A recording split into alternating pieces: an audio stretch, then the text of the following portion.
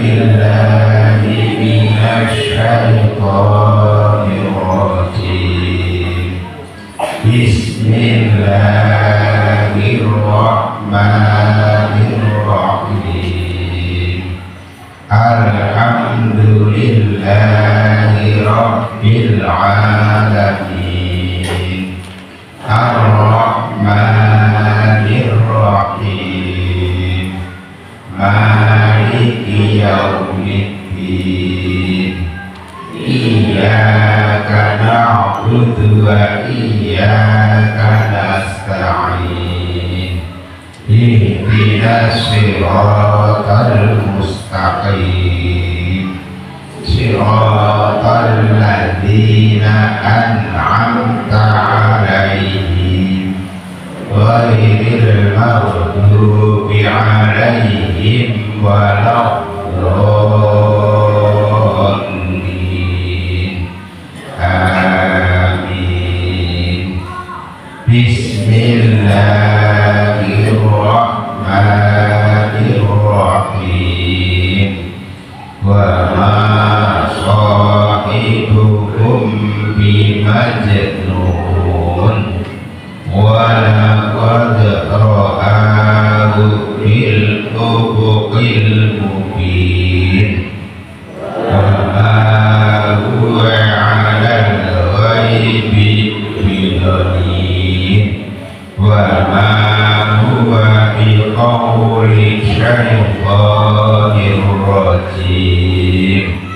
Fa aina tadhhabun in huwa illa dzikrul lil alamin. Liman syaa'a minkum ayyastaqim. Wa ma tasyaa'una illa an yasha'a Allahu rabbul alamin. Allahumma arhamna bil Qur'an waj'alhu lana imaman wa nuran wa hudan wa rahmah. Allahumma dzakkirna minhu ma nasina wa 'allimna minhu ma jahilna warzuqna tilawatahu ana al-laili wa atrafan nahar waj'alhu lana hujjatan ya rabbal alamin. Terima kasih Ibu Bapak. Sebelum kita baca seperti biasa, kita ingatkan apa ya, semboyan kita membaca Al-Quran itu 4 lengkap, 5 sempurna. 1 baca ayatnya, 2 baca terjemahnya, 3 pahami maksudnya, yang 4 adalah mengamalkannya. Sempurnanya apa? Yang kelima, mengajarkannya. Di forum ini kita tentu sebatas 1, 2, 3. Dan mengamalkannya sesudah kita ngaji ini. Baik, langkah yang pertama kita sudah baca bersama. Sekarang saya bacakan ayat demi ayat, Bapak Ibu yang membacakan terjemahnya. Wa ma sahibukum bimajnun.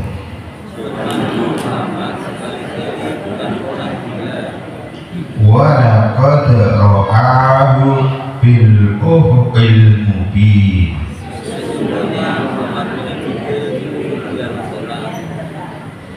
Wa ma huwa 'alal ghaibi bidhalil.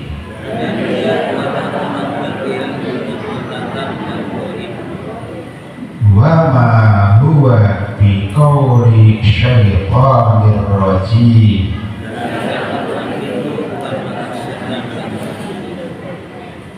Fa aina tadhhabun in huwa illa dzikrul lil alamin.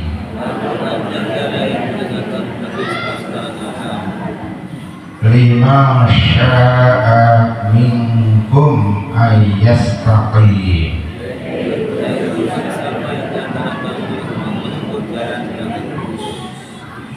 Wa ma tasyauna illa an yasha Allahu rabbul alamin.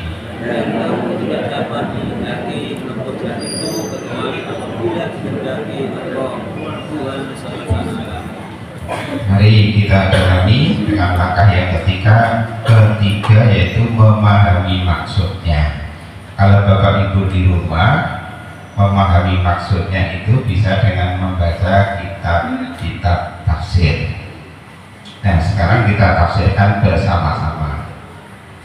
Temanmu sohibukum wa ma sohibukum, bukanlah temanmu. Nah, dalam ayat ini maksudnya adalah kanjeng Nabi Muhammad sallallahu alaihi wasallam. Bama sohibukum bimajnun, tidaklah temanmu itu gila. Mengapa Allah Subhanahu wa taala berfirman demikian? Karena orang-orang kafir itu menuduh Nabi Muhammad sallallahu alaihi wasallam itu gila. Tujuan yang lain, Nabi Muhammad itu tukang sihir. Ya, paling tidak dari dua. Ini bukan membela orang kafir ya, tetapi mengapa orang kafir berkata begitu? Orang gila itu biasanya bertindak beda dengan orang yang waras, betul? Nah, mereka merasa waras, terus wah ini aneh ya. Bagaimana kedatangan Nabi, bagaimana pengalaman Nabi ketika lonceng Islam di Bukit Sofa, ya. Nabi naik ke Bukit Sofa, lalu ngetes para sederek. Nah, isma'u wa'mu, ya, dengarkan baik-baik. Kalau saya katakan di balik bukit itu ada musuh yang akan menyerang, panjenengan percaya? Percaya. Nah, ya, Pak. Sudah tesnya berhasil ya, maksudnya Nabi dipercaya. Sesudah itu baru kanjeng Nabi mendika, ini Rasulullah, sesungguhnya aku adalah utusan Allah. Waduh, kaget. Ini cah wingi sore aku utusan Allah. Nah, itu lalu nanti dihubungkan dengan tujuan yang ini ada orang gila. Nah, dikatakan tukang sihir karena kata-kata Nabi itu membuat orang terpesona. Di antara ya ikhtiar orang kafir untuk membungkam dakwah Nabi, di tengah-tengah orang Arab itu ada sastrawan top. Kalau dulu di Indonesia kita mengenal paus sastra itu Haji Yasin, ya, lalu W.S. Rendra. Saya tidak tahu Bapak Ibu mungkin pernah juga mendengarkan pembacaan puisi Rendra. Nah, apa penyair ini digelembung ya oleh orang-orang kafir.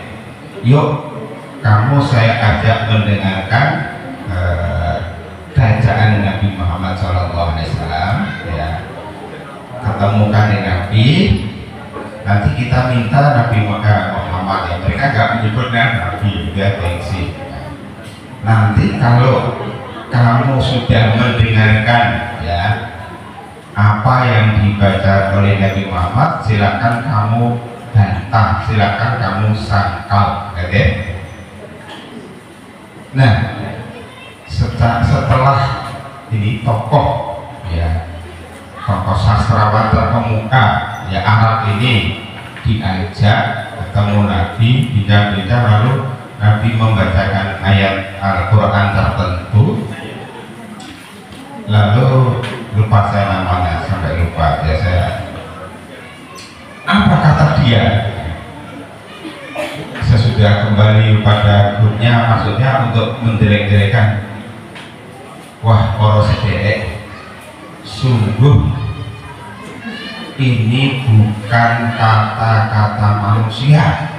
Wah itu ya, dijakon gelembui medo balelo malah memberikan apa ini testimoni, memberikan pernyataan yang mendukung. Wah ciloko ini ya.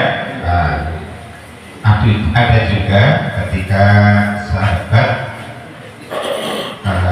bersama Kanjeng Nabi itu di dalam surat Al-A'raf ayat berapa? Jadi Nabi bersama sahabat datang ke tempat ibadah orang Yahudi. Ya kita menyebutnya sinagog lah. Orang menyebutnya kalau itu gereja itu untuk orang Kristen, sinagog itu untuk orang Yahudi. Kanjeng Nabi datang. Terus orang-orang Yahudi pada nggak enak, ya. Kedatangan Nabi itu nggak enak, nggak nyaman. Lalu Kanjeng Nabi bicara kepada mereka, ya, bersabda kepada mereka, para sederek, bila mana panjenengan menghadirkan 12 orang bersaksi bahwa saya adalah utusan Allah, maka Allah akan mengangkat segala ancaman yang akan ditimpakan kepada kalian Bani Israel, orang Yahudi. Nggak ada yang menjawab. Lalu Kanjeng Nabi mau nanya, oh sedek, hadirkan 12 orang Yahudi yang beriman kepadaku, maka Allah menjamin kalian selamat dari azab Allah. Pada diem sampai Nabi mengulang 3 kali. Nggak ada. Nah, Nabi lalu jalan ke pintu mau keluar bersama sahabat, ya. Lalu tiba-tiba dari belakang ada laki-laki yang menyuruh, wahai Muhammad, stop, berhenti dulu, ya, jangan keluar dulu. Nah, lalu Nabi bertanya, ada apa? Ya, sebentar kita bincang-bincang. Nah, lalu Nabi bertanya kepada orang-orang Yahudi, orang saudara panjenengan kenal orang ini? Ya, orang ini adalah orang yang paling cakap, paling cerdas, paling alim di antara kita. Orang yang oleh orang Yahudi dikatakan paling alim tentang kitab Taurat. Sebelum dia ini adalah bapaknya, ya, bapaknya lebih alim lagi. Sebelum bapaknya ini mbahnya, mbahnya lebih alim nek, gitu ya. Jadi orang-orang Yahudi, ya ini tentu saja ngomongnya tidak benar ya, tetapi mereka memberikan kesaksian ketika Nabi bertanya, ini siapa? Ya, ini adalah orang yang paling fasih, orang yang paling tahu tentang Taurat. Lalu, Mas, kata kita, Mas, pripun nopo kersane? Nah, dia lalu ringkasnya ada amantu billahi wa rasulihi, ya. Ya mungkin redaksi dalam riwayat lain itu laki-laki itu yang bersaksi, ya, bukan Nabi, tapi Anda kenal saya? Oh ya, kamu orang top markotop, gitu ya. Nah, habis itu dia bilang, saya percaya kepada Nabi Muhammad Sallallahu Alaihi Wasallam. Oh hebat. Jadi katanya dengan tadi ya, tukang sihir tadi ya. Terus bagaimana maksudnya? Wah, ini penipu, wah ini jahat, wah ini ngaco, gitu ya. Ini kira-kira dalam konteks sekarang ya, kalau ada orang yang berkata benar lalu oleh buzzer diserbu, gitu ya. Nah, itu kira-kira. Jadi itu. Lalu apa respon Kanjeng Nabi? Para sederek, baru saja kalian berkata sahabat ini namanya Abdullah bin Salam, mantan Yahudi, jadinya dia berikrar karena mengenal Rasulullah, dia mengenal begitu. Lalu Nabi kan berkata, para sederek panjenengan tadi ngalung-ngalung itu apa? Memuji-muji ngantek sundul langit, kita nek bahasa Kota Gede, wah ngantek sampor mbakmu yo stop aja. Loh, sekarang kok kamu menghujat, gitu ya? Ini apa ini? Ya itu tadi ya. Jadi lalu, kalau begitu kami tidak percaya dengan kalian. Omongan kalian lagi tas memuji-muji langsung mencela. Kenapa mereka mencela? Karena dia itu beriman kepada Nabi Muhammad Sallallahu Alaihi Wasallam. Nah, kurang lebih bagaimana Bilal, ya, Ammar bin Yasir karena beriman lalu disiksa. Nah, ini tadi kita kembali pada bagaimana mereka itu menuduh Nabi gila, tukang zikir. Ya mereka, ya bahasa kita tetap hipnotis ya memang karena Al-Quran itu. Lanjutannya apa? Wa laqad ra'ahu bil ufuqil mubin, sesungguhnya dia, ini memang tidak ada kata Muhammad tetapi itu kata ganti ya, kata pelaku. Wa laqad ra'ahu, sesungguhnya dia itu Nabi Muhammad SAW. Ra'ahu, melihat dia itu siapa? Malaikat Jibril. Di mana? Bil ufuqil mubin, di ufuk yang terang. Di dalam riwayat, di dalam kitab sirah, kitab sejarah Nabi pernah berdiri di pinggir jurang ya, di bukit ya, pinggir jurang. Ya orang bahasa gaulnya, bahasanya stres ya, tertekan ya, tertekan mendapat beban dakwah yang seperti ini. Lalu Jibril datang menghampiri di depannya, dan sosok Jibril yang ya katakanlah asli ya, penampakan Jibril pada waktu itu memenuhi cakrawala. Di depannya itu penuh wajah Jibril dan kehadiran Jibril, sampai Kanjeng Nabi nengok ke kanan, jadi pemandangannya penuh dengan kehadiran Jibril. Nengok ke kiri, jadi malaikat Jibril itu tidak terkira ukurannya. Tetapi ketika malaikat Jibril datang ke Gua Hira, ya tentu dalam sosok seperti manusia.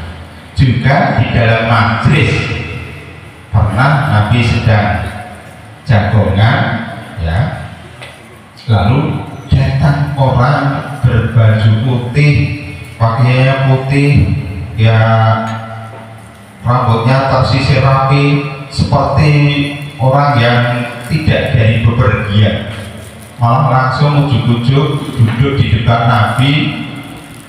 Orang yang duduk di depan Nabi dengkulnya digadoke karo dengkulnya Nabi, lalu menjelaskan, lalu bertanya, mahwal iman, mahwal Islam. Apa itu Islam? Apa itu iman? Apa itu Islam? Apa itu kiamat? Ya. Redaksi jawaban Nabi apa? Mal mas'ulu bi'alama minas sa'il. Yang ditanya tidak lebih tahu daripada yang bertanya. Ya Nabi ngerti ini, oh ini Jibril. Nah, kalau begitu sebutkan iman apa? Iman ialah beriman, percaya kepada Allah dan seterusnya. Apa itu Islam? Islam ialah syahadat, sholat, zakat dan seterusnya. Apa itu ihsan? Ihsan ialah anta budallaha ka'annaka tarahu wa illam takun tarahu fa innahu yaraka. Ihsan itu hendaklah engkau menyembah Allah, beribadah kepada Allah seolah-olah engkau melihat Dia. Dalam konteks ini paling sederhana adalah sholatlah ya seolah-olah kamu melihat Allah. Dan kalau memang kamu tidak melihat Allah, maka ketahuilah bahwa Dia melihat engkau. Yang kita turunkan apa kadar kita itu melihat Tuhan dengan hati kita, nah, gitu ya. Lalu Jibril bertanya, bagaimana itu kiamat? Nah, lalu Nabi menjelaskan tanda-tandanya. Oke, jadi paling tidak kita punya fakta 3. Faktanya ketika Nabi Shallallahu Alaihi Wasallam di dalam gua Hira, Jibril datang seperti sosok manusia. Ketika Nabi tadi ya di bukit itu, ya, itu Jibril memenuhi cakrawala. Dan di sini sesungguhnya Muhammad melihat Jibril itu di ufuk yang terang. Jadi ya memang sosok figur Jibril itu tidak ada ukurannya, gitu ya. Nah, dan dia bukanlah orang bahil untuk menerangkan yang gaib. Wa ma huwa, ini mari kita renungkan kata huwa itu dia. Dia ini bisa, mohon maaf, dia ini bisa kata ganti itu kepada yang terdekat. Dia itu siapa? Kalau kita maknai dia itu Nabi Muhammad, dan dia bukanlah orang yang bahil untuk menerangkan yang gaib, bahwa dia telah bertemu dengan malaikat Jibril. Apakah semua orang melihat? Nah, kira-kira saja kita analogikan Bapak Ibu, malaikat itu makhluk yang gaib, tidak tampak, sebagaimana jin itu tidak tampak. Tetapi sebagaimana jin-jin itu bisa menampakkan kepada siapa saja, atau sebaliknya orang yang diberi kemampuan oleh Allah bisa melihat jin, bisa berkomunikasi dengan jin. Barangkali di sudut selatan apa yang soal beduk no jin aku raro katanya. Tapi mungkin ada yang tahu, gitu ya.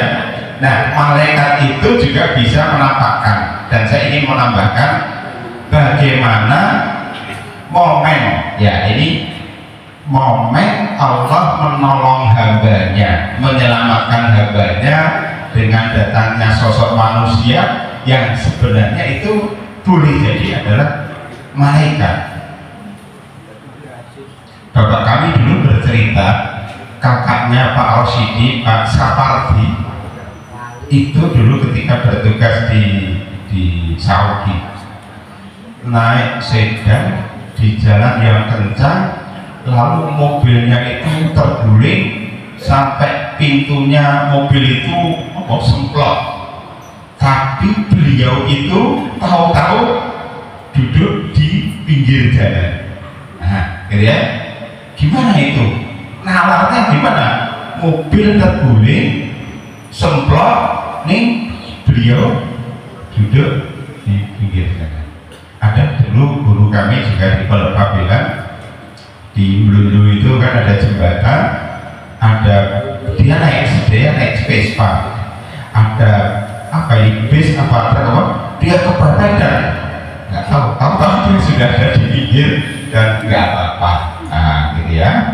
dan mungkin Bapak Ibu juga ada cerita juga bagaimana Pak Air Fahrudin perjalanan mungkin di daerah Wonosobo atau mana ya. Ini ceritanya begitu, kendaraan pas apa ya menurun itu remnya ya katakanlah blok, sudah tidak inilah tapi ya mendadak lah itu terus tiba-tiba nggak tahu apa feelingnya sopirnya apa, langsung dibelokkan, langsung berhenti gitu ya.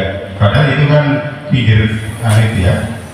Nah itu pertolongan bisa juga panjenengan di tengah jalan pas opo terus ada orang yang kita menyebutnya orang tapi bisa jadi itu malaikat ya. Nah yang kedua buahnya itu bisa kita maknai malaikat.